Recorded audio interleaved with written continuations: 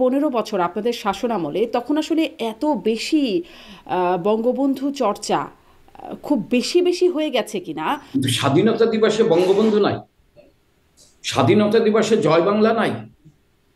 স্বাধীনতা দিবসে জয় বাংলার স্লোগান দিলে পুলিশ তাকে পিটাবে, ধরে নিয়ে যাবে। এই 32কে বুলডোজার দিয়ে, ঘোষণা দিয়ে, মাটির সাথে মিশিয়ে দিয়ে আপনি কি প্রমাণ করতে চাইলেন? 32 তো শেখ হাসিনার সম্পদ না, 32 তো শেখ রেহানার সম্পদ না। তারা পুলিশের এফআইআর যখন আসলো সেখানে দেখা গেল সব বিএনপি জামায়াত সহ অজ্ঞাতনামা অনেকের নাম আসলো, সেই পুলিশের নামটি ছিল না যেই পুলিশকে আমরা গুলি করতে দেখেছি। মানে আমি আমরা আমি কি করে বিশ্বাস করবো যে আপনার কোন বাংলাদেশ দিচ্ছেন? পাকিস্তানের বাংলাদেশ, যেখানে গুম খুন হত্যা হচ্ছে। আপনি জানেন ফেনীতে ধর্ষণের সঙ্গে সঙ্গে কিন্তু বিচার হয়েছে। কোথায় তনু হত্যার বিচার কোথায় হলো? তনু হত্যার বিচার হয়েছে, তনু হত্যার বিচার হয়েছে, তনু হত্যার বিচার হয়েছে। একটা হত্যার বিচার হয়নি, সে তো সাগর রুনি ছাড়া। মার্চের 20 তারিখ 2025 সালের খবর বলছে ডয়চে ভেলে, সেখানে দেখাচ্ছে 9 বছর তনু হত্যা, 9 বছর এখনো তদন্ত চলছে। এই 2-3টে ঘটনা ছাড়া আপনি কোন হত্যাকাণ্ডের বিচার হয়নি বলেন? একরাম হত্যাকাণ্ড খুব আলোচিত হত্যাকাণ্ড। দিবালোকের মতো সত্য, সুস্পষ্ট যে আজকে জঙ্গি নিয়ন্ত্রিত হচ্ছে বাংলাদেশ। এত জঙ্গি আসলো কোথা থেকে আপনাদের সময়? 15 বছর, মানে পুরোটা সময় আপনাদের ট্রাম্পের বক্তব্য, সোশ্যাল মিডিয়ার অনেক খবর, তাতে প্রমাণ হয়ে যায় আসলে যেই জঙ্গি হামলার কথা। কিন্তু একই সাথে আপনারা এটাকে আবার আমলে নিচ্ছেন না। জাতিসংঘের প্রতিবেদন, বিভিন্ন কল রেকর্ড, বিভিন্ন গোয়েন্দা তথ্য, এবং আমরা যেই ভিডিও ফুটেজগুলো চোখে আমাদের লেগে গেছে। হত্যাকাণ্ডের ব্যাপারে জাতিসংঘের যে তদন্ত কমিটি, বঙ্গবন্ধুর জননেত্রী শেখ হাসিনা বলেছিলেন, তারা আসলে তদন্ত করবার জন্য তারাই চিঠি পাঠিয়েছিল, কিন্তু তারা কোনো পজিটিভ রেসপন্স আপনাদের সরকারের কাছ থেকে পায়নি। আমাদের আমাদের সরকারের সময় পাইছিল, কিন্তু এই সরকার, আচ্ছা আমাদের সরকার পাইনি, আপনার কথা ধরে নিলাম, কিন্তু এই সরকার কেন দেয়নি? আমি পড়েছি, আমি জাতিসংঘের প্রতিবেদনটা আসলে পড়েছি, পড়েই বলছি যে মানে আপনি বলছেন যে এই সরকার কেন বন্ধ করলো আর আপনাদের সরকার আহ্বান করেছিল, ঠিক উল্টো কথাটা বলছে ইন্ট্রোডাকশনে। বলছে the United Nations High Commissioner for Human Rights Volker Turk first proposed a fact-finding mission in a letter sent on 23rd July. 350-এর উপরে কোটি টাকা, হ্যাঁ, শেখ হাসিনা সরকারকে উৎখাত করতে দিয়েছে। তাহলে আমি কি ধরে নেব যে ওই সরকারের নিয়ন্ত্রিত যে জাতিসংঘ সংস্থা, সে সংস্থা নিরপেক্ষ তদন্ত করবে না? কে তদন্ত করলে, মানে ঘটনার পরে কার তদন্ত, কেমন তদন্ত হলে আপনারা আসলে সন্তুষ্ট হতেন? আমি আর সেনাপ্রধান, ওনাকে শ্রদ্ধা, ওনার প্রতি শ্রদ্ধা রেখে বলছি, উনি কেন এই কথা বলতে যাবেন? উনি কেন আওয়ামী লীগ করার দায়িত্ব নেবেন? আওয়ামী লীগ শুনলেই আপনি আটকে উঠছেন। আপনি একটা স্লোগান, এত আপনার ভয় জয় বাংলা, সঙ্গে সঙ্গে আপনি পুলিশ দিয়ে পিটাচ্ছেন, মা বোনদেরও পিটাচ্ছেন। কোনো কি এমন কিছু আছে যার কারণে আপনারা অনুশোচনা করেন বা মনে হয় যে?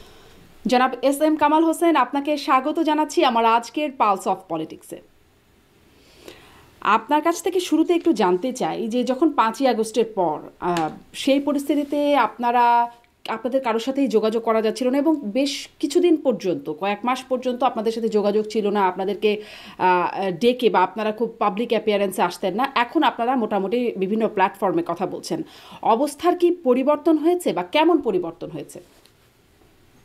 শারমিন, আপনাকে ধন্যবাদ, অনেকদিন পর আপনার সাথে কথা হচ্ছে, আপনাকে ধন্যবাদ জানাই এবং দেশের মানুষকে ধন্যবাদ জানাই, যদিও দেশটা আজকে বন্দি জীবন যাপন করছে।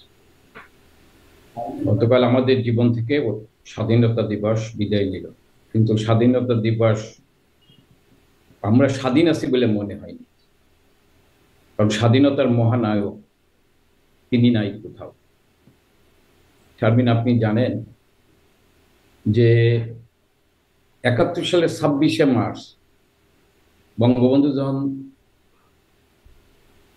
প্রথম প্রহরে আনুষ্ঠানিকভাবে স্বাধীনতার ডিক্লেয়ার দেয়, তখনও কিন্তু বাংলাদেশে পাকিস্তান হানাদার বাহিনী ঢাকা সহ সারা দেশে গ্রামের পর গ্রাম জ্বালিয়ে দিচ্ছে। ঢাকা বিশ্ববিদ্যালয় দাও দাও করে চলছে। পুলিশ লাইনে পুলিশদের হত্যা করছে, ইপিআর এর উপর হামলা করা হয়েছে সেদিন, আজকের বিডিআর। কিন্তু মানুষের কণ্ঠে ছিল জয় বাংলা, জয় বঙ্গবন্ধু। পাকিস্তানের হানাদার বাহিনী গুলি করছে, সেই সময় মানুষের বুক পেতে দিয়েছেন মুখের স্লোগান জয় বাংলা, জয় বঙ্গবন্ধু। কিন্তু আজকের স্বাধীনতার 53 বছর পর যে মুক্তিযোদ্ধা 30 লক্ষ লোক জীবন দিয়েছে, যাদের মুখে ছিল জয় বাংলার স্লোগান, সেই জয় বাংলা আজকে নিষিদ্ধ। যাদের মুখে ছিল জয় বঙ্গবন্ধু, সেই জয় বঙ্গবন্ধু আজকে নিষিদ্ধ। স্বাধীনতা একটি শব্দ, এই শব্দের জন্য বাঙালি হাজার বছর ধরে লড়াই করেছেন, স্বপ্ন দেখেছেন। সেই স্বপ্ন কিন্তু কেউ বাস্তবায়ন করতে পারেনি, অনেকেই জীবন দিয়েছেন। কিন্তু বাবা আমার আদরের খোকা, যিনি খোকা থেকে শেখ মুজিব, শেখ মুজিব থেকে বঙ্গবন্ধু, বঙ্গবন্ধু থেকে জাতির পিতা হয়েছেন, তিনি কিন্তু জীবনের 1 যুগের বেশি পাকিস্তানের কারাগারে নির্যাতিত হয়ে মৃত্যুর মুখোমুখি দাঁড়িয়ে বাঙালিকে ঐক্যবদ্ধ, আপোষ না করে বাঙালিকে ঐক্যবদ্ধ করে সেই স্বাধীনতার শব্দটি বাস্তবায়ন করেছেন। কিন্তু সেই বঙ্গবন্ধু নাই। আমি আজকে বঙ্গবন্ধুর প্রতি শ্রদ্ধা জানিয়ে, তার পরিবারের প্রতি শ্রদ্ধা জানিয়ে 30 লক্ষ শহীদের বিদায়ের তার মাগফিরাত কামনা করে, আপনি যে কথা বলছেন 5ই আগস্ট। আচ্ছা এস এম কামাল হোসেন, আমি যে কথা বলছি সেই কথাটা আমি আপনার কাছ থেকে শুনবো, কিন্তু আপনি যে প্রেক্ষাপটটা বললেন, কেন আসলে এই অবস্থায় আসলো এই 15 বছর আপনাদের শাসনামলে, তখন আসলে এত বেশি বঙ্গবন্ধু চর্চা খুব বেশি বেশি হয়ে গেছে কিনা, বা মুক্তিযুদ্ধের চেতনা এই বিষয়টা যেটি এখন বলা হচ্ছে, যে বিষয়গুলোকে আপনাদের আমলে আপনারা একদম কোট আন কোট পচিয়ে ফেলেছেন বলে বলা হচ্ছে, মানে খুব বারবারন্ত হয়ে গেছে, যার কারণে এখন এটা একটা নেগেটিভ দিকে চলে যাচ্ছে। এই বিষয়টা কি আপনারা স্বীকার করেন? মানে একদম লেজার লাইট দিয়ে বঙ্গবন্ধু নামছেন, সকল সরকারি অফিস, সকল শিক্ষা প্রতিষ্ঠানে বঙ্গবন্ধু কর্নার থাকবে, সবকিছুর নাম বঙ্গবন্ধুর নামে হয়ে যাবে। ওইটা কেউ হয়তো অতিরিক্ত করতে পারে, কিন্তু আমি আপনার বলি, যারা আজকে এই কথাগুলো বলছে, হ্যাঁ ধরে নিলাম তাদের কথা ঠিক আছে, কিন্তু স্বাধীনতা দিবসে বঙ্গবন্ধু নাই, স্বাধীনতা দিবসে জয় বাংলা নাই। স্বাধীনতা দিবসে জয় বাংলার স্লোগান দিলে পুলিশ তাকে পিটাবে, ধরে নিয়ে যাবে।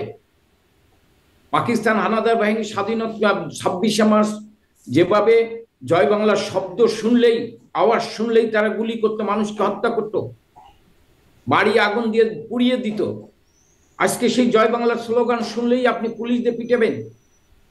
আপনি আমার বোন মানে কোর্টের বারান্দা জয় বাংলার স্লোগান দিছে, তাকে আপনি বেল দেবেন না, জামিন দেবেন না জয় বাংলার স্লোগান দেওয়ার অপরাধে?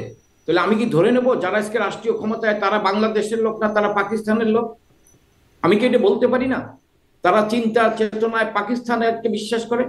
আমি শারমিন, আপনি যখন প্রশ্ন করলেন, আমি একটা কথা কই, পাকিস্তান হানাদার বাহিনী 26শে মার্চ প্রথম প্রহারে বঙ্গবন্ধুকে গ্রেপ্তার করে নিয়ে গেছিল, কিন্তু ধানমন্ডির 32 নম্বর বাড়িতে আগুন দেয়নি। সেদিন ইতিহাস বলে যে ঢাকা বিশ্ববিদ্যালয়ে আগুন জ্বলছে, মেয়েদের হলগুলোতে আপনার হানাদার বাহিনী হামলা করছেন, সারা ঢাকা শহরে দাউ দাউ করে জ্বলছে, কিন্তু 32 নম্বরে হামলা করেনি। ৭৫-এর 15 আগস্ট বঙ্গবন্ধুকে হত্যা করার পর দীর্ঘদিন জিয়া রহমান 32 তালা দিয়ে রেখেছিলেন, জননেত্রী শেখ হাসিনা ঢুকতে পারেননি, কিন্তু 32কে গুড়িয়ে দেয়নি। আপনি দেখেন আজকে যারা 32-এ হামলা করছে, এবং হামলা করার পর তারা ক্ষমতা নেওয়ার পরে 2025-এর 5ই ফেব্রুয়ারি সেই 32কে বুলডোজার দিয়ে, ঘোষণা দিয়ে, মাটির সাথে মিশিয়ে দিয়ে আপনি কি প্রমাণ করতে চাইলেন? 32 তো শেখ হাসিনার সম্পদ না, 32 তো শেখ রেহানার সম্পদ না, তারা তো একটু জনগণের কাছে তাদের সম্পদ দিয়ে দিচ্ছেন। উত্তরাধিকার সূত্রে জননেত্রী শেখ হাসিনা 32, শেখ রেহানা 32-এর মালিক হলো, তারা কিন্তু 32 রাখেনি, 32 জনগণের জন্য মুক্ত করেন। 32 হচ্ছে জনগণের। 32-এর দিকে তাকালে বাংলাদেশের ইতিহাসের কথা মনে পড়ে, কারণ এই 32-এই বসে বঙ্গবন্ধু বাঙালির স্বপ্ন বাস্তবায়ন করেছেন। এই বিষয়গুলো আপনি সমালোচনা করছেন, নিন্দা করছেন, এটি স্পষ্ট। আপনি আপনাদের সেই জায়গাটির কি সমালোচনা করেন যে আপনারা আসলে একটু বাড়াবাড়ি করেছিলেন? আমি তো আপনার অস্বীকার করি, আমি বলতে পারি যে এটা নিয়ে হয়তো আমাদের বাড়াবাড়ি হতে পারে, কিন্তু বঙ্গবন্ধুকে হত্যা করার পর 21 বছর কিন্তু ইতিহাস থেকে বঙ্গবন্ধুকে মুছে ফেলানোর চেষ্টা করা হয়েছে। 7ই মার্চ, ঐতিহাসিক 7ই মার্চ তাকে মুছে ফেলানোর চেষ্টা করা হয়েছিল, জয় বাংলা মুছে ফেলানো, যার ফলে জনগণের রায় নিয়ে বঙ্গবন্ধুর তনয় জননেত্রী রাষ্ট্রীয় ক্ষমতা আসার পর, হ্যাঁ, নতুন প্রজন্মকে মুক্তিযুদ্ধের ইতিহাস, সত্যিকার ইতিহাস তুলে ধরার জন্য হয়তো বঙ্গবন্ধুর জীবনী, মুক্তিযুদ্ধের চেতনা, মানুষের সামনে মুক্তিযুদ্ধের ইতিহাস তুলে ধরার চেষ্টা করেছেন। হয়তো কিছু কিছু লোক এটা অতিরঞ্জিত করতে পারেন, আমি এটা অস্বীকার করি না, কিন্তু মানুষের কাছে মুক্তিযুদ্ধের চেতনা 21 বছর বঙ্গবন্ধু ছিল না।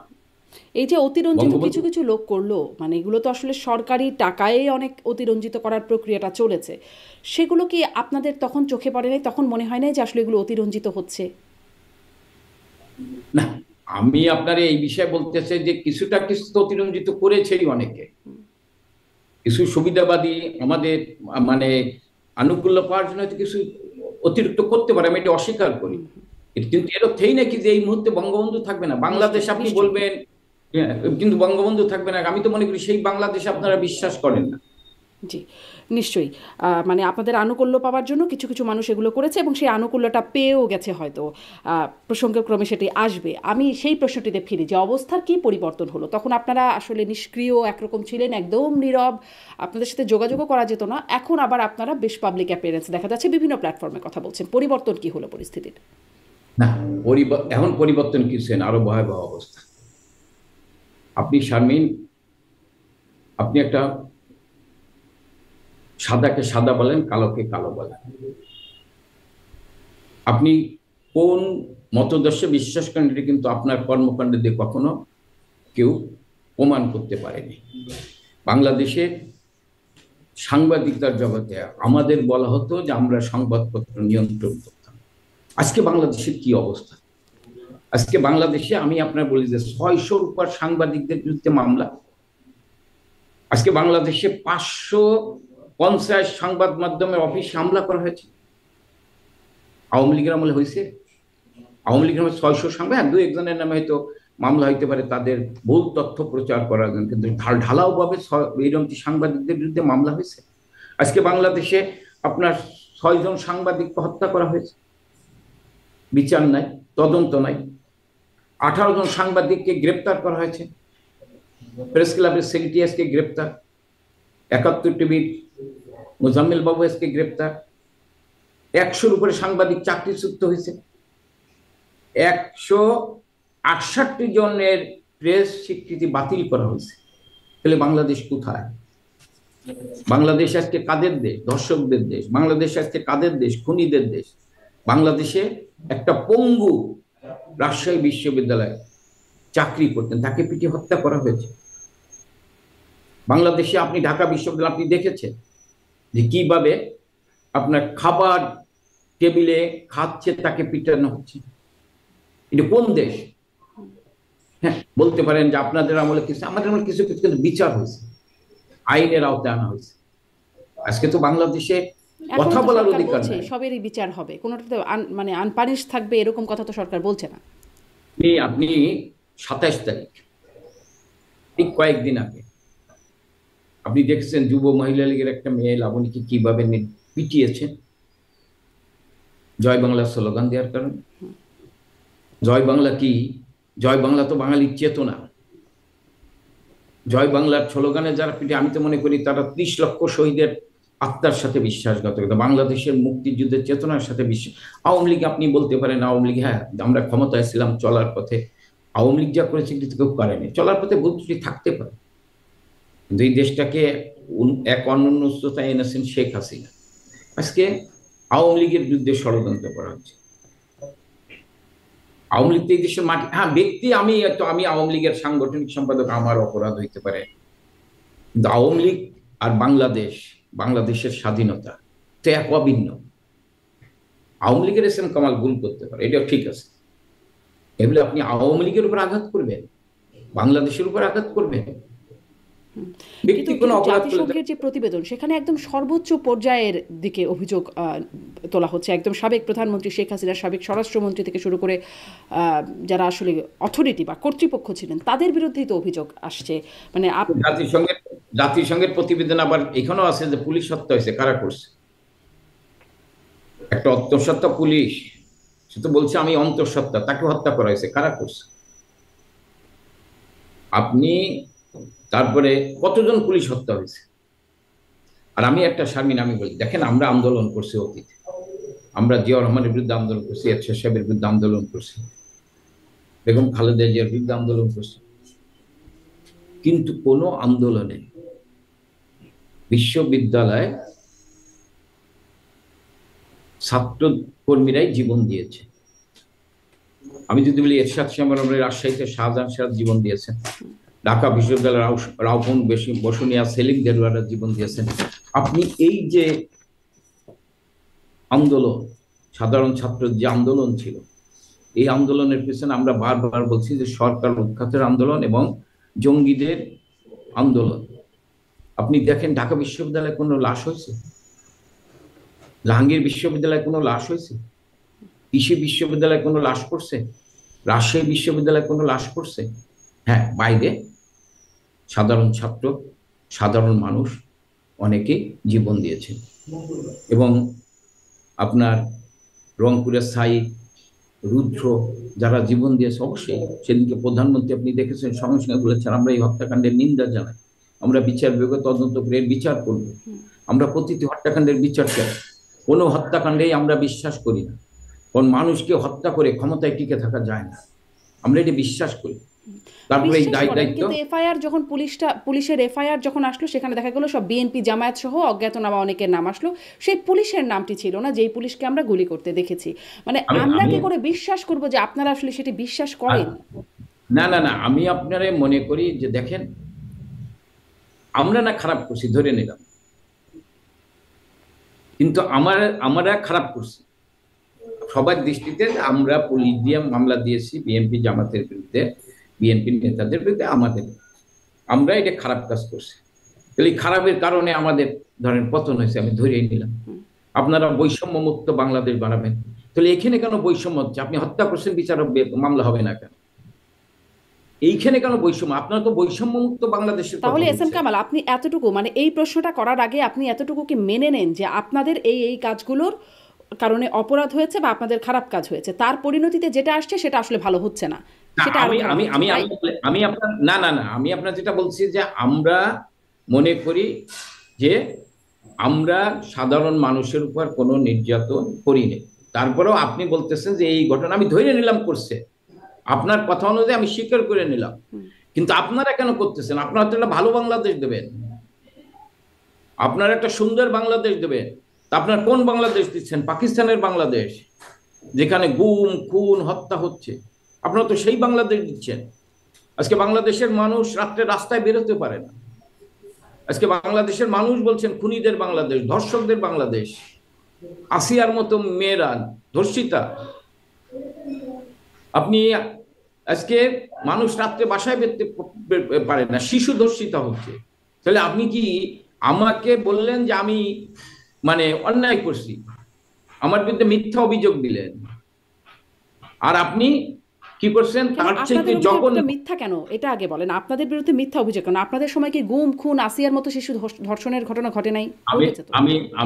আমি বলি আমাদের সমাজে গুম হয়নি, আমি তাহলে মিথ্যা অভিযোগ বলছেন কেন? না না, আমি বলছি গুম হয়নি, অস্বীকার করি না, কিন্তু আপনি সেই গুমের কিন্তু সঙ্গে সঙ্গে বিচার হয়েছে। আমি যে ধর্ষণ হয়েছে আপনি জানেন, ফেনীতে ধর্ষণের সঙ্গে সঙ্গে কিন্তু বিচার হয়েছে। কোথায় তনু হত্যার বিচার কোথায় হলো? তনু হত্যার বিচার হয়েছে, তনু হত্যার বিচার হয়েছে, তনু হত্যার বিচার হয়েছে। একটা হত্যার বিচার হয়নি, সে তো সাগররুনি ছাড়া। তনু হত্যার বিচার হয়েছে, আপনি জগন্নাথ বিশ্ববিদ্যালয়ে যে হত্যাকাণ্ড হয়েছে, যে ছেলেকে, তার হত্যাকাণ্ডের বিচার হয়েছে। আপনি কুয়েটে যে হত্যা হয়েছে সেই হত্যাকাণ্ডের বিচার হয়েছে, এবং তাদের অনেকের মানে কি মৃত্যুদণ্ড হয়েছে। আপনি সব হত্যাকাণ্ডের কিন্তু বিচার হয়েছে, তনু হত্যাকাণ্ডেরও বিচার হয়েছে। তনু হত্যাকাণ্ডের 9 বছর এখনো তদন্ত চলছে। আমি আসলে একটু কনফিউজ হয়ে গেছিলাম যে আসলে কি হলো, আমি ভুল বলছি কিনা। এটা হচ্ছে 20 তারিখ, মার্চের 20 তারিখ 2025 সালের খবর, বলছে ডয়েচে ভেলে। সেখানে দেখাচ্ছে 9 বছর, তনু হত্যা 9 বছর এখনো তদন্ত চলছে। তনু হত্যার কিন্তু সঙ্গে সঙ্গে বিচার হয়েছিল, বিচার হয়নি, তদন্ত চলছে। আমি একটু কনফিউজ হয়ে গেছিলাম, এখন কনফার্ম করলাম যে প্রথম আলোর খবর, ডয়েচে ভেলের খবর। হ্যাঁ না, তনু হত্যা না, এটা চট্টগ্রামে, দুঃখিত, এটার বিচার এখন তদন্ত হচ্ছে, ঠিক আছে না, এটা ঠিক আছে। কিন্তু এই 2-3টে ঘটনা ছাড়া আপনি কোন হত্যাকাণ্ডের বিচারে নেই বলেন? একরাম হত্যাকাণ্ড খুব আলোচিত হত্যাকাণ্ড, চট্টগ্রামে কক্সবাজারের একরামুল হত্যাকাণ্ড, যে বিচার বহির্ভূত হত্যাকাণ্ড হলো, র্যাবের হাতে হত্যাকাণ্ড, যার কারণে যেটাকে ধরে একদম মার্কিনেরা চোখে আঙ্গুল দিয়ে দেখিয়ে একটা স্যাংশনের ঘটনা ঘটলো, সেই বিচার।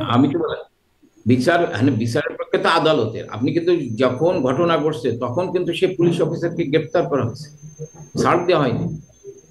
এবং র‍্যাবের হাতে ওইখানকার যিনি, হত্যাকাণ্ড হয়েছে, এটাকে কিছুই করা হয় নাই এস এম কামাল হোসেন। এটা নিয়ে আমি, আপনারা আমার স্টুডিওতে এটা নিয়ে আমরা অনেক কথা বলেছি। না আমি ঠিক আছে, কিছু হত্যাকাণ্ড তো এটা তদন্তের ব্যাপার। আপনি 3-4টা হত্যাকাণ্ড, কিন্তু আজকে তো গণহত্যা হচ্ছে যার ফলে কোনো বিচার এখনো তো হচ্ছে না। সরকার বলছে এগুলো তদন্তের ব্যাপার, তদন্ত করে বিচার করবে বলছে তো।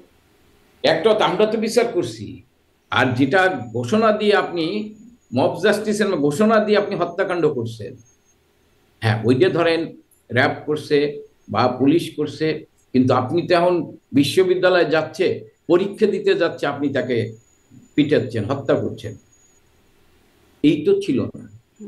কিন্তু এরকম পরীক্ষার স্লোগান হলে তো আমরা শুনেছি জনাব এস এম কামাল হোসেন। আমি আসলে এই কম্পেয়ারটা করতে চাই না যে আপনাদের আমল হয়েছে তো এখন হচ্ছে এটা ভালো, তা তত ওই এই কম্প্যারিজনে আমি যেতে চাই না। কিন্তু হয়েছে তো, মানে আপনারা সেই দায়টা স্বীকার করে তারপরে কি আপনারা বলবেন যে এখন যা হচ্ছে সেটা আরও খারাপ হচ্ছে, সেই জায়গাটিকে স্বীকার করবেন? কারণ আমরা তো এই স্লোগানটার সাথে পরিচিত, একটা একটা শিবির ধর, ধৈরা ধৈরা জবাই কর, ছাত্রলীগের এই সব স্লোগানের সাথে তো আমরা পরিচিত। এবং শিবির দেখলেই মারতে হবে, আবরার তার একটা মানে জলজ্যান্ত প্রমাণ, না, শিবির আজকে সন্দেহে আপনি মেরে বলেন, ফেলবে। আজকে আমি এটা আমার এইটুকু আমি স্বীকার করতে পারি যে আমাদের ভিতরে শিবিরের অনুপ্রবেশকারীরা ঢুকে এই হত্যাকাণ্ডগুলো, তার প্রমাণ ঢাকা বিশ্ববিদ্যালয় আজকে শিবিরের সভাপতি কে?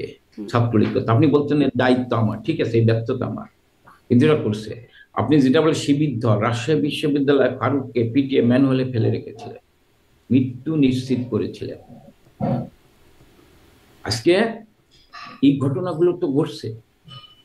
বাংলাদেশের রাজনীতিতে যখন আপনি সাম্প্রদায়িকতার বীজ বপন করবেন, আপনি যখন মানুষের রক কেটে দেবেন, পায়ের কেটে দেবেন, তখন ছাত্রলীগ প্রতিরোধ করছে।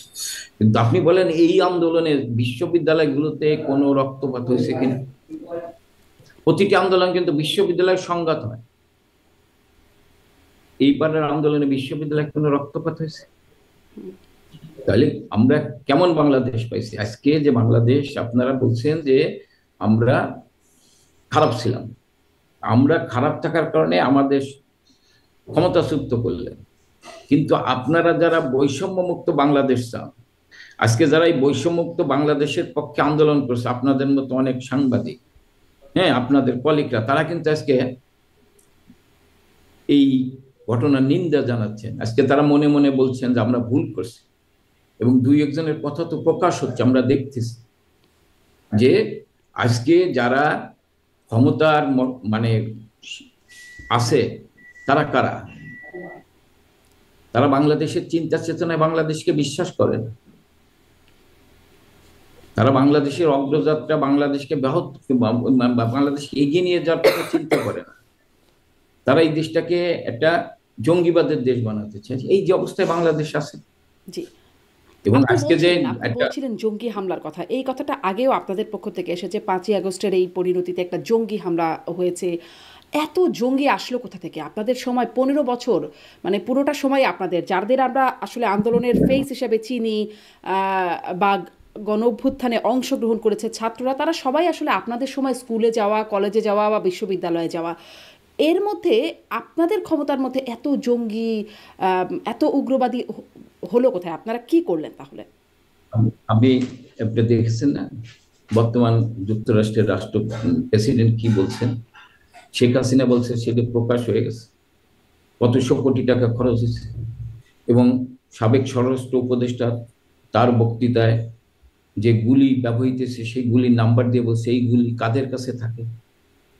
এর ভিতর দিয়ে আপনি তো প্রমাণ হয়েছে যে কারা। আর হ্যাঁ, আপনি বলছেন জঙ্গি, বঙ্গবন্ধু কন্যা জননেত্রী শেখ হাসিনা জঙ্গি দমন করেছে, জঙ্গি একেবারে নির্মূল করতে পারেনি। জঙ্গিরা তখন জননেত্রী শেখ হাসিনার সরকারের আমলে তারা কোনো কয়েকটি ঘটনা ঘটানোর পর তাদের কিন্তু দমানো হয়েছে। তাহলে কিন্তু তাহলে জঙ্গি, বলছেন কেন জঙ্গি হামলার কথা? মানে তাহলে এতই মানে দমন করা হলো যে আপনাদের এই সেই হামলার আমার কথা শেষ করতে দেন। সেই নিশ্চয়ই। জঙ্গিরা, হ্যাঁ সেই জঙ্গিরা আজকে প্রমাণ হয়েছে, সেই জঙ্গিরা কিন্তু তারা গোপনে সুসংগঠিত হয়েছে। হ্যাঁ, এটা বলতে পারেন যে আপনারা তাদেরকে ধরতে পারেন, এই ব্যর্থতা আমি স্বীকার করিনি, এই ব্যর্থতা আমাদের থাকতে পারে সরকারি জঙ্গিদের, কিন্তু আজকে জঙ্গিরা কিন্তু সুসংগঠিত হয়েছে, এবং আজকে জঙ্গিরাই নিয়ন্ত্রণ করতেছে বাংলাদেশ। আজকে তো এটা আমার বলার অপেক্ষা রাখে না। আজকে বাংলাদেশের পত্র পত্রিকা, বাংলাদেশের মিডিয়া, সোশ্যাল মিডিয়াতে আজকে কথা বের হয়ে আসছে। আজকে বাংলাদেশের ধরেন যে দলই রাষ্ট্রীয় ক্ষমতায় আসুক, বাংলাদেশের ইতিহাস নিয়ে বিতর্ক থাকতে পারে, কিন্তু মূল চেতনার জায়গায় কিন্তু সবাই ঐক্যবদ্ধ ছিল। আজকে কিন্তু সেই চেতনার জায়গায় যারা রাষ্ট্রীয় ক্ষমতা, তারা কিন্তু ঐক্যবদ্ধ না। তাহলে আজকে তো মানে এটা কি দিবালোকের মতো সত্য, সুস্পষ্ট যে আজকে জঙ্গি নিয়ন্ত্রিত হচ্ছে বাংলাদেশ। এবং শেখ হাসিনা মূল লক্ষ্য তো ছিল শেখ হাসিনাকে হত্যা করা। কারণ শেখ হাসিনাকে হত্যা করা বারবার কেন মূল লক্ষ্য? কারণ শেখ হাসিনা বাংলাদেশটাকে এগিয়ে নিতেছে, বাংলাদেশকে অসাম্প্রদায়িক রাষ্ট্র বানাতে চায়, বাংলাদেশকে এক অনন্য উচ্চতায় নিয়ে যেতে চায়। যার ফলে শেখ হাসিনা হচ্ছেন লক্ষ্য। শেখ হাসিনাকে লক্ষ্য করে আজকে সকল ষড়যন্ত্র হয়েছে। এবং ধরেন এই আন্দোলনের মূল লক্ষ্য ছিল শেখ হাসিনা। আল্লাহ হয়তো ফাঁসিয়া করে শেখ হাসিনাকে রক্ষা করেছেন বলেই আজকে বাঙালিরা আবার নতুন করে স্বপ্ন দেখতে পাচ্ছে। নাহলে আজকে বাংলাদেশের যে যার হ্যাঁ বলেন। জি, আপনি বলছিলেন যে ট্রাম্পের বক্তব্য, সোশ্যাল মিডিয়ার অনেক খবর, তাতে প্রমাণ হয়ে যায় আসলে যেই জঙ্গি হামলার কথা। কিন্তু একই সাথে আপনারা এটাকে আবার আমলে নিচ্ছেন না। জাতিসংঘের প্রতিবেদন, বিভিন্ন কল রেকর্ড, বিভিন্ন গোয়েন্দা তথ্য এবং আমরা যেই ভিডিও ফুটেজগুলো চোখে আমাদের লেগে গেছে, সেগুলোকে আবার আপনারা আমলে নেন না। এটি একটা দ্বৈততা নয়? কোনটা? এই যে ধরুন জাতিসংঘের প্রতিবেদন যেখানে বলা হচ্ছে যে লেথাল ওয়েপন ব্যবহার করার জন্য নির্দেশনা দিয়েছেন সরকার প্রধানের পক্ষ থেকে, সেই নির্দেশনা এসেছে। বলা হচ্ছে যে কিভাবে তিনি সরাসরি গুলি করে হত্যার জন্য নির্দেশ দিচ্ছেন। এই বিষয়গুলো আবার আপনারা অস্বীকার করছেন, মানে জাতিসংঘের প্রতিবেদনটাকেই তো আপনারা অস্বীকার করছেন। জাতিসংঘের প্রতিবেদনকে অস্বীকার করছে। আমি মনে করি জাতিসংঘের প্রতিবেদন, আপনিও জানেন, তখন বলা হয়েছে যে জাতিসংঘের প্রতিবেদন হচ্ছে এটা পক্ষপাত দুষ্ট। তারপর জাতিসংঘে কিছু কথা বলেছেন, সেই কথাগুলো কি বলছেন, সেই কথাগুলো তো কেউ সামনে আনে না। জাতিসংঘের প্রতিবেদনে যে কথাগুলো বলা আছে সেই কথাগুলো কিন্তু আপনি আজকে মানে যেহেতু অবাধ তথ্য প্রবাহত, এই কারণে সেইগুলো সামনে আসতেছে না। টোটাল হত্যাকাণ্ডের ব্যাপারে জাতিসংঘে কাকে দায়ী করছে, এটা টোটাল কিন্তু আসেনি সামনে। আপনি মানে এক অংশ, খণ্ডিত অংশ আপনি এনে দায়িত্ব আপনি বঙ্গবন্ধু জননেত্রী শেখ হাসিনা সরকারের উপর দেওয়ার চেষ্টা করছে। আমি তো মানে দিয়ে বললাম যে সাবেক স্বরাষ্ট্র উপদেষ্টা উনি যেটা বলেছেন যে এইগুলি কোথায় পেয়েছে, গুলির নাম্বার দিয়ে বলেছেন এইগুলি কোথায়, এইগুলি তো সাধারণ মানুষের কাছে থাকার কথা না। আজকে এইটা একটা, আমি মনে করি এইটা একটা দীর্ঘদিনের পরিকল্পনা।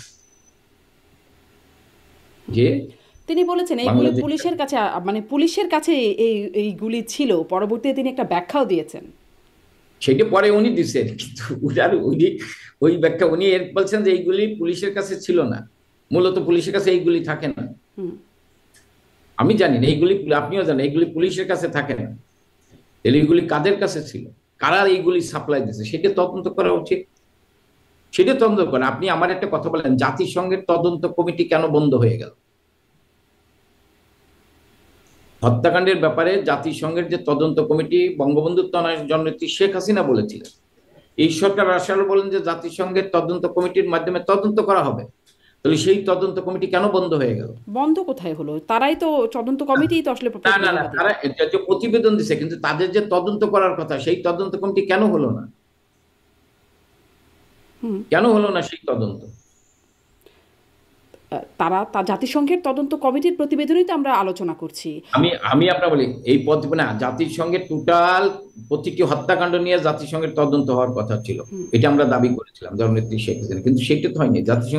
জাতিসংঘের তদন্ত প্রতিবেদনের ইন্ট্রোডাকশনে তো বলছে, এটা নিয়ে অবশ্য গত কদিন আগেও আলোচনা করছিলাম, যে তারা আসলে তদন্ত করবার জন্য তারাই চিঠি পাঠিয়েছিল, কিন্তু তারা কোনো পজিটিভ রেসপন্স আপনাদের সরকারের কাছ থেকে পায়নি।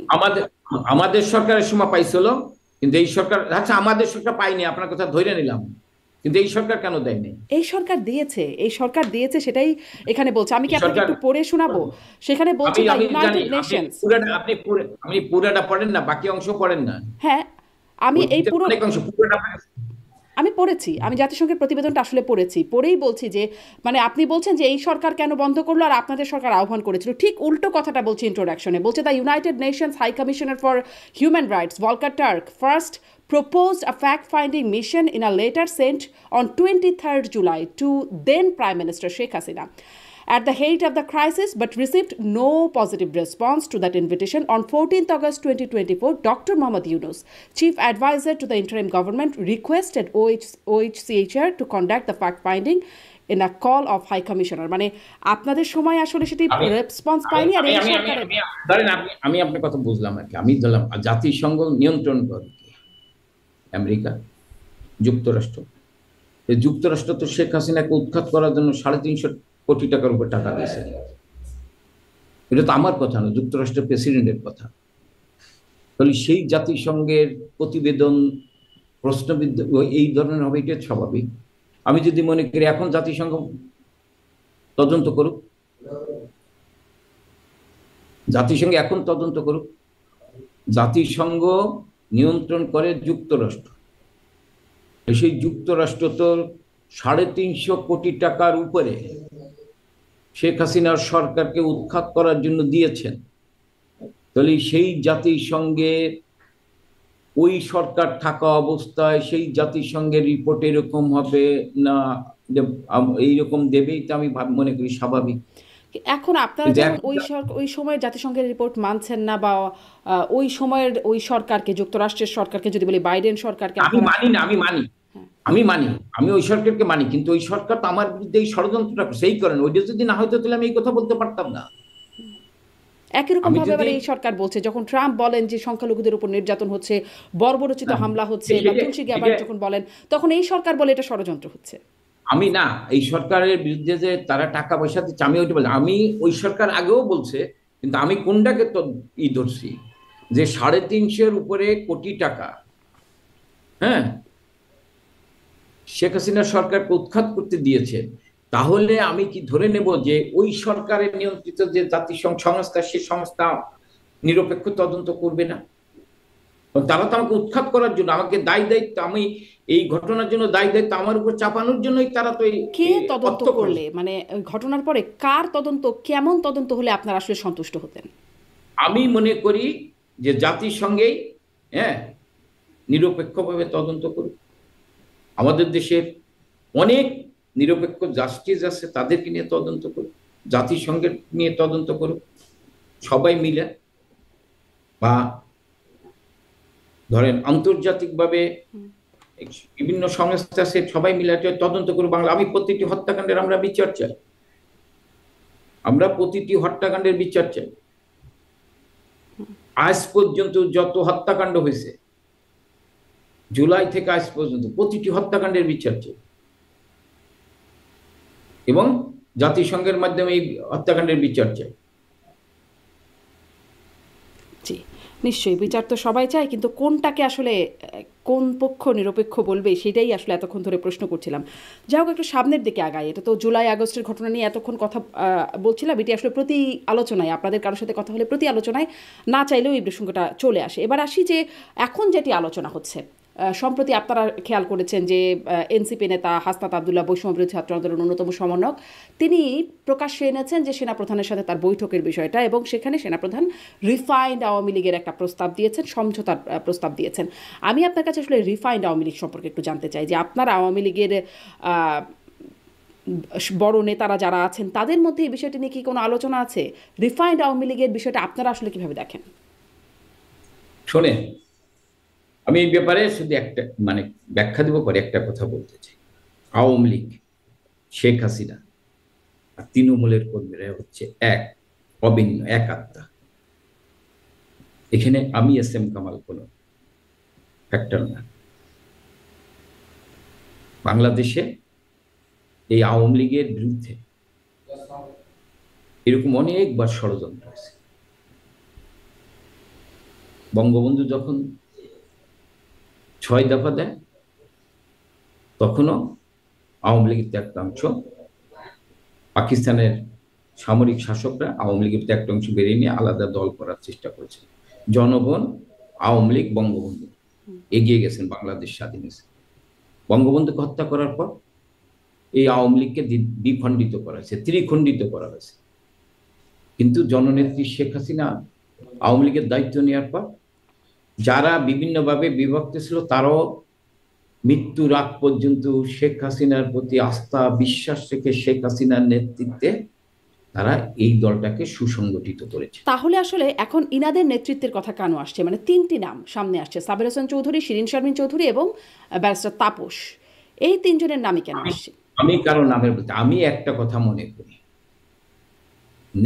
নেতা হচ্ছেন শেখ হাসিনা এবং বাকি নির্ধারণ করবে তৃণমূলের কর্মীরা। শেখ হাসিনা বঙ্গবন্ধুত্ব নয়, তৃণমূলের নেতা কর্মীদের, আওয়ামী লীগের নেতা কর্মীদের মতামতের প্রতি শ্রদ্ধাশীল। সে কিন্তু আওয়ামী লীগের সভাপতি হতে চাননি।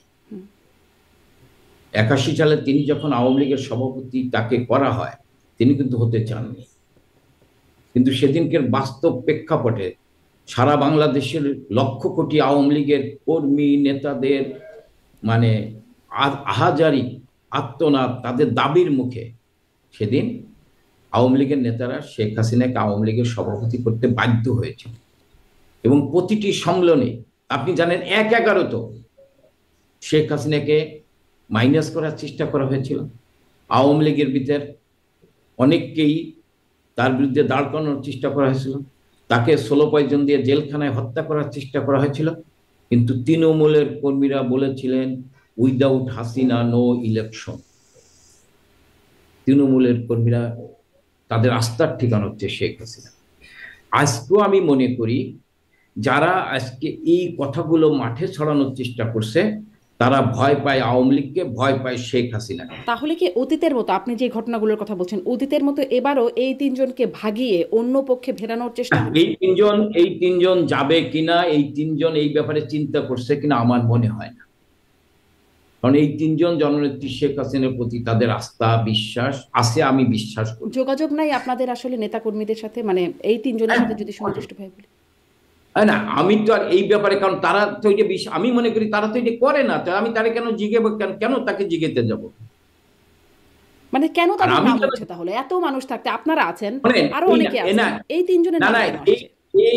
এই নামগুলো ব্যবহার করে হয়তো আমাদের দলের ভিতর কালকে হয়তো ধরেন আমার নাম করবে, কারণ আমার দলের ভিতর নেতা কর্মীদের সন্দেহ তৈরি করার একটা, আমি মনে করি একটা ষড়যন্ত্র।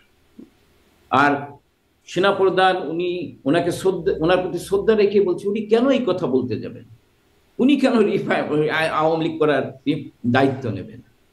ওনার কথায় তো আওয়ামী লীগ রিফাই হবে না। আমি যেটা মনে করি, দেখেন একটা কথা শুধু এইটুক বলতে চাই, আজকে আল্লাহ রহমত, শেখ হাসিনা 5ই আগস্ট আল্লাহ রক্ষা করছে, যার ফলে সবাই ভয় পাচ্ছে। এই কারণে আওয়ামী লীগের বিরুদ্ধে এত মানে ষড়যন্ত্র হচ্ছে। আওয়ামী লীগের বিরুদ্ধে আগেও অপপ্রচার করা হয়েছে, এখনো অপপ্রচার করা হচ্ছে। কারণ শেখ হাসিনা, আওয়ামী লীগ আর তৃণমূলের কর্মীরা ঐক্যবদ্ধ থাকলে আমাদের অগ্রযাত্রাকে আমাদেরকে ব্যাহত করতে পারবেন। আপনি প্রশ্ন করতে, সেনাপ্রধানের কথা বলছেন, সেনাপ্রধান ও শেখ হাসিনার আত্মীয়তার সম্পর্ক আছে, যোগাযোগ কি হয় সেনাপ্রধানের সাথে? কেন তিনি এরকম কথা বলছেন, আদৌ বলছেন কিনা, এই বিষয়ে কোনো যোগাযোগ হয়? আমি কি সেনাবাহিনীর প্রধান এই কথা আদৌ বলছেন কিনা, এটা তো সেনাবাহিনীর প্রধান বলতে পারবে। এই জন্যই তো জিজ্ঞাসা করছি যে যোগাযোগটা হয় কিনা। না, এটা সেনাবাহিনীর প্রধানের সাথে যোগাযোগ আছে বলে আমি জানি না, কারণ আমার সাথে নেত্রীরাও ওইভাবে কথা হয় না, আর আমরা এই সমস্ত বিষয়ে জিজ্ঞেসও করি না। ওনার সাথে যোগাযোগ আছে কিনা এটা বলতে পারো না। যোগাযোগ থাকার কারণ আমরা যদি মানে আমাদের কর্মীদের ভিতরে তো খুব আছে যে 5ই আগস্ট যদি সেনাবাহিনী যথার্থ ভূমিকা পালন করতে, তাহলে এই আমাদের মাননীয় প্রধানমন্ত্রী বঙ্গবন্ধু কন্যার পরিবর্তন হতো না। আমি এই ব্যাপারে কোনো মন্তব্য করতেছি না, শুধু এইটুকু বলতে চাই, ঠিক আছে না? এখন সেনাবাহিনীর প্রধান আপনি মনে করছেন 5ই আগস্টে যথার্থ ভূমিকা পালন করে নাই সেনাবাহিনী? এটা আমাদের কর্মীরা অনেকে মনে করে, আওয়ামী লীগের নেতা কর্মীরা, ঠিক আছে না?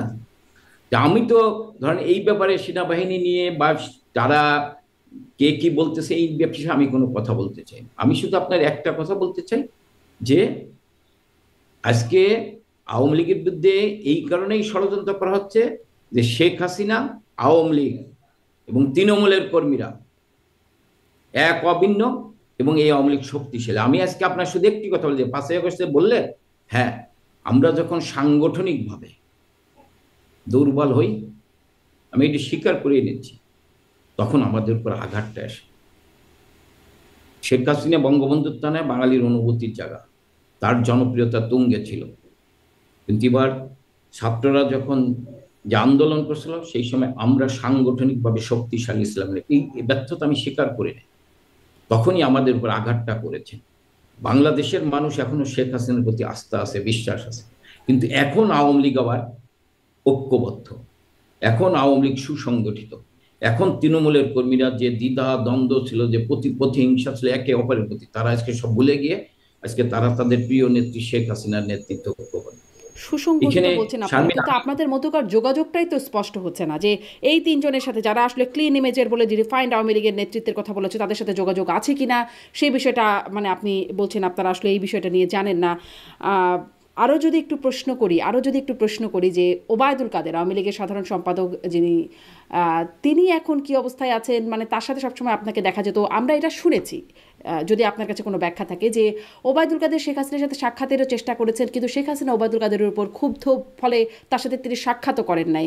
ওবায়দুল কাদের এখন পর্যন্ত একদমই নিষ্ক্রিয়। বড় বড় নেতারা অনেকেই কথা বলছেন, আপনারা কথা বলছেন, কিন্তু তিনি নিষ্ক্রিয়। দেখেন, ওবায়দুল কাদের দলের সাধারণ সম্পাদক, আমরা দলের সাংগঠনিক সম্পাদক। নেত্রীর নির্দেশে আমাদের কাজ হচ্ছে দলের সাধারণ সম্পাদকের সাথে আলোচনা করে সাংগঠনিক শক্তিশালী। আমাদের একটি ধানমন্ডিতে মাননীয় প্রধানমন্ত্রী বঙ্গবন্ধু তনয়ের নিজস্ব কার্যালয় ছিল, সেখানে আমরা বসতাম। কিন্তু 5ই আগস্টের পর আমাদের দলের সাধারণ সম্পাদক ওবায়দুল কাদের কোথায় আছেন, কি আছেন, আমার সাথে কোনো যোগাযোগ হয়নি, এবং আমি যোগাযোগ করারও চেষ্টা করিনি। কেন? মানে আপনারা না খুব সুসংগঠিত বলছেন, এখন ঐক্যবদ্ধ, আমি যোগাযোগটাই সুসংগঠিত, কেন নাই? আমি আমি সুসংগঠিত কারণ এই মুহূর্তে, কারণ আমি কোন দেশে আছি এই মুহূর্তে, আমারে পাইলে আমার জীবনের নিরাপত্তা নাই। হ্যাঁ, আমি মনে করি যে আমার তৃণমূলের নেতা কর্মীদের সাথে আমার যোগাযোগ রক্ষা করার চেষ্টা করা, তাদেরকে সাহস দেওয়া, তাদের এই দুঃসময়ে তাদের খোঁজ খবর নেওয়া, এইটা আমরা চেষ্টা করছি। এইটা সাংগঠনিক সম্পাদক হিসেবে এইটা আমরা চেষ্টা করতেছি। আমরা আমাদের দায়িত্ব, কিন্তু এই সাধারণ সম্পাদকের সাথে যোগাযোগের চেষ্টা করার প্রয়োজন নেই। সাধারণ সম্পাদক, উনি এখন কোথায় আছে, কি অবস্থা, এটা তো আমরা জানি না, কারণ কারো লাইফের তো নিরাপত্তা নাই। এই ওনাকে পাইলেও তো অ্যারেস্ট করতে পারে। শেখ হাসিনা কি ওবায়দুল কাদেরের উপর ক্ষুব্ধ? আমি এটা জানি না, এখন আমি তো নেত্রীর সাথে তো আমার কথা হয় নেই, আর নেত্রী তো আমাকে বলে নেই যে আমি ওবায়দুল কাদের ব্যাপার ক্ষুব্ধ, তাহলে আমি কিভাবে বলবো? আচ্ছা, অনেক কিছুই তো আমি আপনার বলি সামনে, অনেক কিছুই সামাজিক যোগাযোগ মাধ্যমে বলা হয়, অনেক কিছু বলা হয় যার শতভাগ সত্য।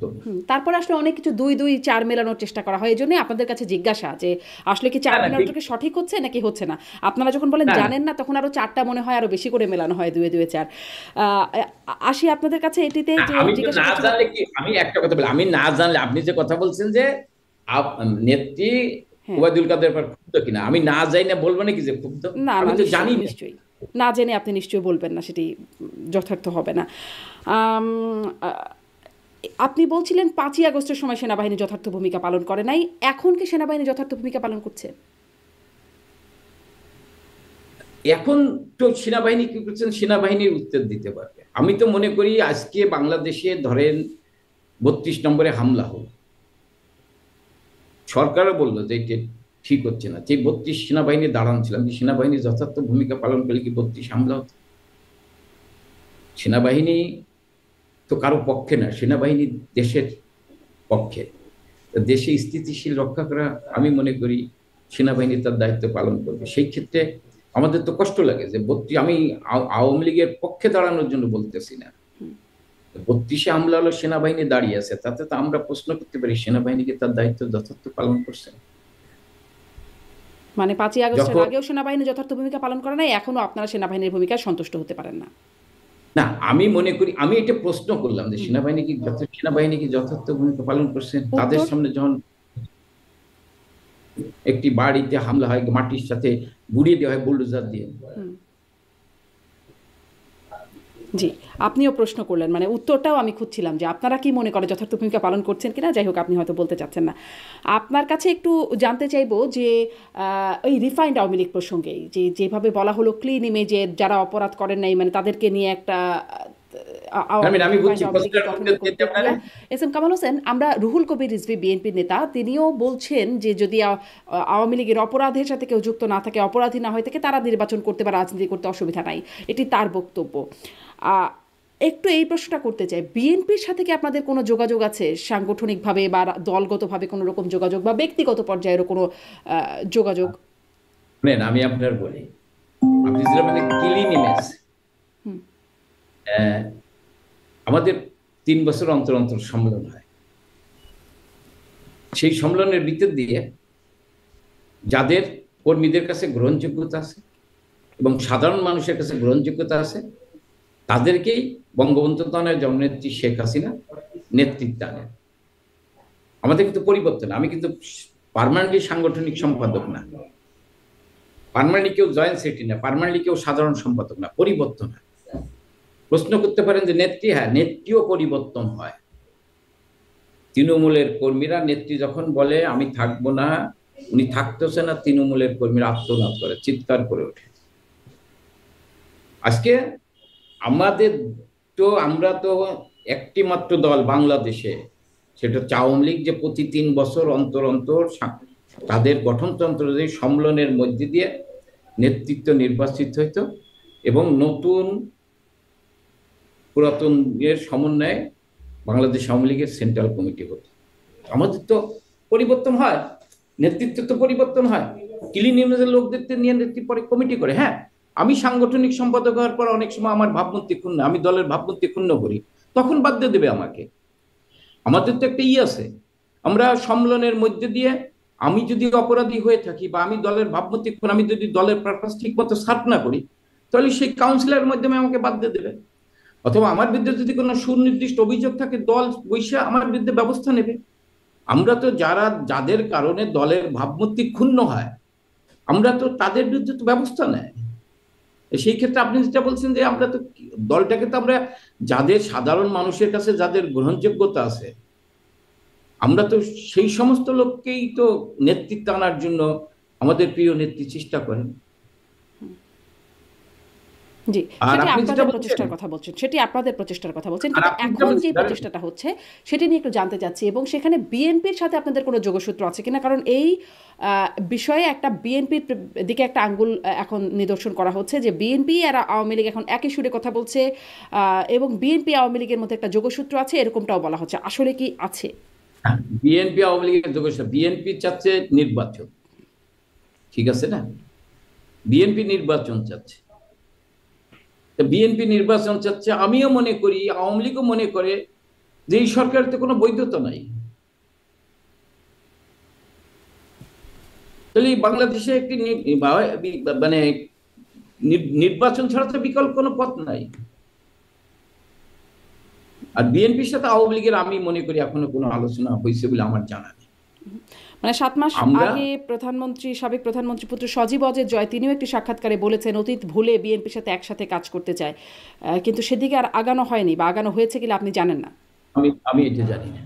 জি, ধন্যবাদ। আসি এবারে নির্বাচনের প্রসঙ্গে। আপনি বলছিলেন যে এখন সমাধান হচ্ছে নির্বাচন।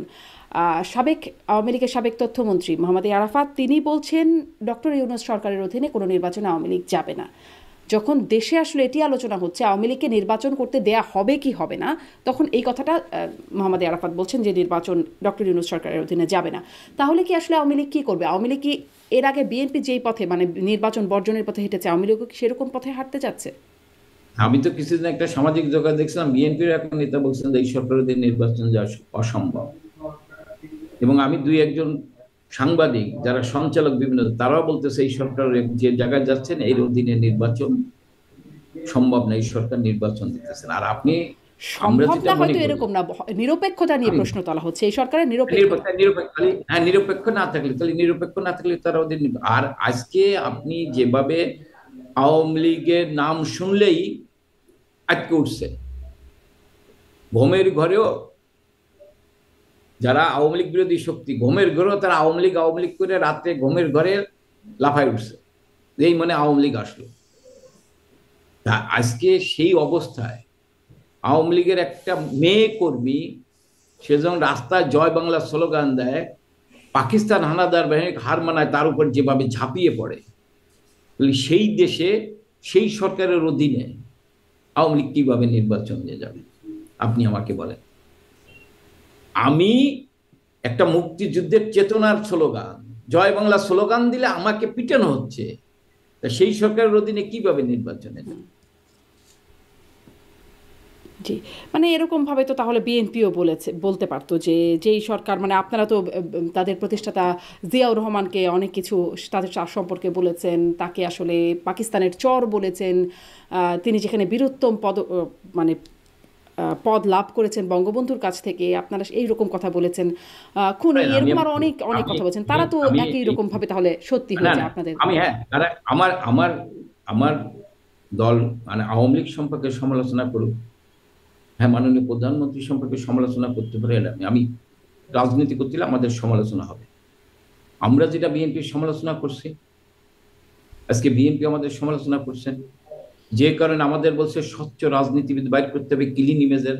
আমি যদি বিএনপির সমস্ত নেতাদের নামে কিন্তু মামলা ছিল, দুর্নীতির মামলা ছিল, তাহলে তো কারো ক্লিন ইমেজ ছিল। আজকে তো সব মামলা প্রত্যাহার হয়ে গেছে না, সরকারের পরিবর্তন হয়েছে, কোনো দুর্নীতি নেই, কিন্তু একসময় এগুলো হয়েছে।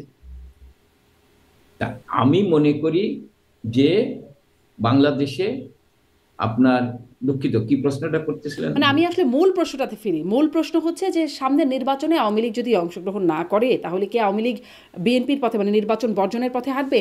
আসলে আওয়ামী লীগের পরিকল্পনা কি? মানে এটা ত্রয়োদশ নির্বাচন হবে সামনে, সেই নির্বাচনে আওয়ামী লীগ কি আসলে তার পরের নির্বাচনের জন্য অপেক্ষা করবে? আমি মনে করি আগে এই দেশটা কোন দিকে যায় আমি ওইটা দেখি, তারপরে আমরা বসে সিদ্ধান্ত, আমার মূল সিদ্ধান্ত নেবে আমাদের মূল জননেত্রী শেখ হাসিনা। আমরা এখনো নির্বাচন বা অন্য কিছু নিয়ে ভাবছি না, আমরা এখন ভাবছি দেশটাকে নিয়ে। দেশে এক অন্ধকার যুগ। কিন্তু আপনি একটু আগে বলছিলেন না যে এই সমাজ, মানে এখন মানে উম, উপায় হচ্ছে নির্বাচন, বিএনপিও বলছে নির্বাচনের কথা, আপনারাও বলছেন নির্বাচনের কথা। না, সমাধানের পথ হচ্ছে আপনার নির্বাচন। আমি যেটা বলছি যে আমি এখন ভাবতেছি হচ্ছে দেশটাকে নিয়ে, দেশটাকে আগে বাঁচাতে হবে। ওই যে তাদের হাত সমাধান থেকে এদের নির্বাচন আপনি বলছেন, তাহলে নির্বাচন যদি হ্যাঁ, হয় আপনারা যদি না যান, মানে আপনাদের নির্বাচন, অবস্থা। আমি নির্বাচন হোক, আমি তো, আমরা বলছি যে আমরা তো নির্বাচন, আমরা আওয়ামী লীগ সবসময় নির্বাচনমুখী, সবসময় নির্বাচনমুখী, যত কঠিন সময় হোক আওয়ামী লীগ নির্বাচন। এখন আওয়ামী লীগ তো আপনি, আমি তো বললামই, আওয়ামী লীগ শুনলেই আপনি আটকে উঠছেন। আপনি একটা স্লোগান, এত আপনার ভয়, জয় বাংলা, সঙ্গে সঙ্গে আপনি পুলিশ দিয়ে পিটাচ্ছেন, মা বোনদেরও পিটাচ্ছেন। তাহলে আমি এই স্লোগান শুনলে যার এত ভয়, সেই সরকারের অধীনে আমি কিভাবে নির্বাচনে যাব? জি, তাহলে আপনাদের অবস্থান হচ্ছে আপনারা এই সরকারের অধীনে নির্বাচনে যাবেন না, যেমনটি মোহাম্মদ আরাফাত আমরা বলেছেন। এখনো রাজনৈতিক ভাবে, আমরা দল পক্ষ থেকে আমরা এখনো এই ব্যাপারে কোনো সিদ্ধান্ত নেইনি। আগে আমরা দেশটাকে বাঁচাতে চাই, হ্যাঁ, একটা দেশের মানুষকে। জাতিসংঘের তদন্ত প্রতিবেদনের বিষয়ে একটা বক্তব্যে দেখছিলাম যে মোহাম্মদ আরাফাতকে দলের মুখপাত্র হিসেবে বলা হচ্ছে। তিনি কি আনুষ্ঠানিকভাবে মুখপাত্র হিসেবে আহ, মনোনীত হয়েছেন বা নির্বাচিত? দলের মুখপাত্র হিসেবে মনোনীত হয়েছে বলে আমার জানা নেই। আচ্ছা, আওয়ামী লীগের অফিসিয়াল ফেসবুক পেজে একটা একটা। হ্যাঁ, দলের, আমি দলের মুখপাত্র হিসেবে মনে হয়েছে কিনা, তবে সে আমাদের আন্তর্জাতিকভাবে বাইরে যোগাযোগ করছেন, সেই ক্ষেত্রে হয়তো ওইখানে কিছু হতে পারে, আমি এটা বিস্তারিত কিছু জানি। জি, আপনারা মানে বাংলা আওয়ামী লীগের সিনিয়র নেতাদের থেকে শুরু করে অনেকেই আসলে দেশের বাইরে আছেন, এই 5ই আগস্টের পরে দেশ ছেড়েছেন। দেশে ফেরার পরিকল্পনা কেমন করেন? দেশে যদি ফিরতে পারেন বা সামনের নির্বাচন, রাজনীতি, দেশের যে আমাদের চলমান, মানে যেই রাজনীতিতে আমরা আসলে পরিচিত বা অভ্যস্ত, সেরকম জায়গায় যদি ফিরতে পারেন, ধরুন সামনে ফিরলেন, তখন আপনাদের তখনকার অবস্থান কি হবে? আমরা তো দেশেই আছি, শুধু আমাদের নেত্রী সহ আমাদের কিছু নেতৃবৃন্দ বাধ্য হয়েছে বাইরে আসতে, এবং বঙ্গবন্ধুর তনয় কিন্তু পালিয়ে আসেনি। তিনি দেশে থাকতে চেয়েছিলেন, কিন্তু তেনাকে হত্যা করার ষড়যন্ত্র করা হয়েছিল। এবং তিনি যেভাবে এসেছেন, আমি মনে করি বলার জন্য কেউ বলতে পারে পালিয়ে এসেছেন, তিনি কিন্তু পালিয়ে আসেননি। তেনাকে আইন শৃঙ্খলা রক্ষাকারী বাহিনী সসম্মানেই একটি নিরাপদ আশ্রয় রেখেছেন, কারণ এই আন্দোলনের সাথে জঙ্গিরা ঢুকে শেখ হাসিনাকে হত্যা করার পরিকল্পনা করেছিলেন। এটা আমরা পরবর্তীতে বিভিন্ন সামাজিক যোগাযোগ মাধ্যমে দেখেছি, যার ফলে আজকে আমরা মনে করি যে বাংলাদেশের জনগণ তাদের প্রিয় নেত্রীকে ফিরিয়ে নেবেই। জি, ফিরে ইনশাল্লাহ। আসলে মানে আমরা সাবেক প্রধানমন্ত্রীর যেসব ফোন আলাপ পাওয়া যায় বিভিন্ন সময়, সেখানে দেখছি যে 227 জনকে মারার লাইসেন্স কখনো এটা বলছেন যে সেটি পেয়েছেন। যারা পুলিশ এখন যাদেরকে আসলে আপনাদের ঘরে ঘরে গিয়ে বাড়ি বাড়ি গিয়ে মানে গ্রেপ্তার করছেন, তাদের হিসেব রাখার কথা বলছেন যে তাদের এবার কড়াই ঘন্টা হিসাব নেওয়া হবে। যাদের ঘরবাড়ি পুড়িয়ে দেওয়া হচ্ছে আপনাদের নেতাকর্মীদের, তিনি বলছেন যে যারা পুড়িয়ে দিচ্ছে তাদের কি ঘরবাড়ি নাই। মানে আপনারা যদি ফিরতে পারেন তাহলে ওই তাদের বিচারে কি আপনারা ব্যস্ত হয়ে পড়বেন বা আমরা তাদের দেশ শাস্তি? গড়া জননেত্রী শেখ হাসিনা সবসময় আগে দেশটাকে গড়তে চাবে, উনি তাই করেছেন।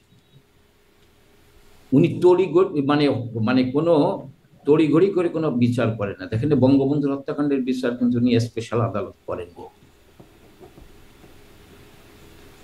যুদ্ধাপরাধীদের হত্যার বিচার উনি স্পেশাল আদালতে করেননি। শেখ হাসিনা প্রতিহিংসার রাজনীতি করেন না। হ্যাঁ, উনি হয়তো কথা বলছে আমার নামে 227টা মামলা হয়েছে, হত্যার মামলা হয়েছে, তো 27টা তো আমি খুন করি নাই, তাহলে 27টা আগে খুন করতে হয়তো এই কথা কথা প্রসঙ্গে বলতে পারে। ওনার শেখ হাসিনার জীবনে কোনো মায়ের কোল খালি হবে এই ধরনের বক্তব্য বা এই ধরনের ইঙ্গিত শেখ হাসিনা দিতে পারে না। কারণ শেখ হাসিনার স্বজন হারার ব্যথা শেখ হাসিনা ছাড়া কেউ বোঝে না।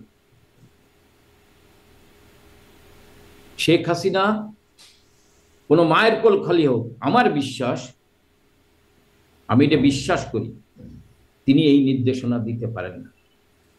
আর দিতে পারেন না বলে সেই যে এতগুলো মানুষ, এতগুলো ছেলে মেয়ে মারা গেল, মানে তারা নিশ্চয়ই তাদের পরিবার সেই স্বজন হারানোর বেদনা কি এখন, মানে শুধু তারাই না, সবাই যারা স্বজন হারায় তারা নিশ্চয়ই সবাই স্বজন হারানোর আমি বেদনা। আমি আমি আমি আমি আপনার সামনে বলি যে হত্যাকাণ্ডগুলো হয়েছে, আমি তো বলি এটা দুঃখজনক, নিন্দনীয়, কোনো মায়ের কোল খালি হওয়া উচিত। এবং আমরা বিশ্বাস করি এর একটি সুষ্ঠু তদন্ত হওয়া উচিত, জাতির জানা উচিত এই হত্যাকাণ্ডগুলো কারা করেছে। রাজনৈতিক প্রতিহিংসা বাস্তবায়নের জন্য বা রাজনৈতিক ফায়দা লোটার জন্য না করে সত্যিকার অর্থে এই জীবন যারা সেই পর্যন্ত যারা এই হত্যাকাণ্ডগুলো সংগঠিত হয়েছে, তাহলে যদি সুষ্ঠু তদন্ত হয় তাহলে আগামী দিন বাংলাদেশ ভালোভাবে চলবে। জনাব আর এসএম যদি কামাল হোসেন, এই এই সুষ্ঠু তদন্ত কখনোই কোনো আমলে কোনো কিছুতেই হয় নাই, যে যারা না অপরাধী হিসেবে না হয়, প্রমাণিত হয়েছে বিচার হয়েছে, আমরা সবাই যদি বলেছে এর থেকে বিচার হয় নাই। ঠিক না আমরা যদি এর থেকে বের না হয়ে আসি, তাহলে এই ঘটনায় এইভাবে ঘটতেই থাকবে। বাংলাদেশ আর বাংলাদেশ স্পষ্ট। আমাদের শেষ প্রশ্ন করি যে আপনি অনেকটাই বলছিলেন আমাদের যদি অপরাধ হয়ে থাকে, যদি ব্যর্থতা থেকে থাকে, আপনারা মানে একদম একটি দুটি যদি বাছাই করে বলতে পারি, কোনো কি এমন কিছু আছে যার কারণে আপনারা অনুশোচনা করেন বা মনে হয় যে এটা করলে হয়তো এই পরিণতি হতো বা না করলে হয়তো এই পরিণতি হতো না, এমন কি কিছু আপনারা ফিগার আউট করতে পারেন, ফাইন্ড আউট করতে পারেন বা আত্মসমালোচনা করেন নিজেদের? কারণ আপনি যেটা বলছেন, আমরা প্রশ্নটা আবার করেন তো, মানে দুঃখিত। আপনারা কি এমন কিছু আত্মসমালোচনা করেন কিনা, নিজেদের আত্মসমালোচনা করেন কিনা যে এই কাজগুলো যদি আমরা না করতাম তাহলে এরকমটা হতো না, বা এই কাজগুলো যদি আমরা করতাম তাহলে এমন জায়গায় আসতে হতো না, এরকম কিছু নিয়ে আপনারা কি নিজেদের মধ্যে আমি আত্মসমালোচনা? ধরেন, আমি এটা আমার ব্যক্তিগত অপিনিয়ন, আমি মনে করি বঙ্গবন্ধু তার জননেত্রী শেখ হাসিনা যে নির্দেশনাগুলো আমাদের দিয়েছেন, আমরা যারা মাঠের কর্মী বা আমরা যারা নেতা, আমরা যদি সেই কাজগুলো যথার্থভাবে পালন করতাম হয়তো হতো না। কারণ আমি এইটুক খালি বলতে পারি, শেখ হাসিনার প্রতি সাধারণ মানুষের আস্থা বিশ্বাস ছিল, কিন্তু আমরা যারা মাঝখানে নেতৃত্ব দিছি, আমি আওয়ামী লীগের সাংগঠনিক সম্পাদক, এমপি, মন্ত্রী যারা বা জেলার নেতা, উপজেলার নেতা, আমরা কিন্তু মানুষের কাছে অনেক সময় বিনয়ী হতে পারিনি, আমরা দলকে ঐক্যবদ্ধ করতে পারিনি। আমরা সাধারণ মানুষের কাছে যদি বিনয়ী হতাম, জননেত্রী শেখ হাসিনা যেভাবে আমাদের নির্দেশ দিছে, এই কাজগুলো যদি আমরা করতে পারতাম, তাহলে জননেত্রী শেখ হাসিনা মানুষের জন্য যা করেছেন, এবং আমাদের ভিতর কিছু, এই যে আমি পরবর্তীতে যেটা দেখলাম, ছাত্রলীগের ভিতর শিবির অন্যান্য জায়গায় সুবিধাবাদীরা ঢুকে যারা দলের ভাবমূর্তি ক্ষুণ্ণ করার জন্য যে অপকর্মগুলো করেছেন, এইগুলোর ব্যাপারে যদি আমরা কঠোর হতাম, আমরা যারা নিতাম, এবং আমরা যদি গা ভাষায় না দিতাম, শেখ হাসিনার নির্দেশ, শেখ হাসিনা কিন্তু আমাদের বারবার নির্দেশ দিয়েছিলেন, আমরা অনেক সময় যারা বিভিন্ন জায়গায় নেতৃত্ব দিছি, আমরা এটাকে গা ভাসিয়ে দিয়েছি। আমরা যদি ধরেন সুসংগঠিত হতাম, আমরা যদি সাধারণ মানুষের কাছে বিনয়ী হতাম, আমরা যদি সাধারণ মানুষের সাথে ভালো ব্যবহার করতাম, তাহলে হয়তো আজকে আমাদের এই বিপর্যয় হতো না। মানে ষড়যন্ত্র ছিল, মানে যেই নির্বাচনগুলো হয়েছে সেই নির্বাচনের সঠিক নির্বাচন হয় নাই, বা যে দুর্নীতিগুলোর অভিযোগ, এত দুর্নীতি অর্থ পাচারের অভিযোগ আসে, মানে সেগুলো নিয়ে আপনারা মনে করেন না যেগুলো আমি আমি আমি আমি নির্বাচনগুলো হয়তো আপনি যে আমি যে বলি না যে প্রশ্নবিদ্ধ ছিল, নির্বাচনগুলো যদি সব দলকে নিয়ে আমরা নির্বাচন করাতে পারতাম, এটাও জননেত্রী শেখ হাসিনা চেষ্টা করেছে, কিন্তু আমরা সবাই মিলে যদি তাকে সহযোগিতা করতাম, সব দলকে নির্বাচনে আনতে পারতাম, এবং আমাদের নামে যে দুর্নীতির অভিযোগ আছে বিভিন্ন জায়গায়, দুর্নীতি তো হয়নি, আমি তো অস্বীকার করি না, এইগুলো যদি আমরা বন্ধ করতে পারতাম, বা আমরা নিজেরা যারা রাজনীতি করি আমরা যদি দুর্নীতি থেকে মুক্ত থাকতে পারতাম, তাহলে হয়তো আমাদের এই অবস্থান হতো। আমরা মনে করি যে শেখ হাসিনার প্রতি নেতা কর্মীদের আস্থা আছে, কিন্তু আমরা যারা দায়িত্ব পালন করছি, আমরা দায়িত্ব যথার্থভাবে পালন করতে পারিনি বিধায় এই সুযোগের জায়গায় দাঁড়িয়ে ষড়যন্ত্রকারীরা তাদের ষড়যন্ত্র বাস্তবায়ন করতে সফল হয়েছে। নাহলে শক্তিশালী আওয়ামী লীগ, এবং আওয়ামী লীগ যদি মানে আমরা যদি ঐক্যবদ্ধ থাকতাম, আল্লাহর রহমতে কেউ আমাদের রাজপথ থেকে সরাতে পারত।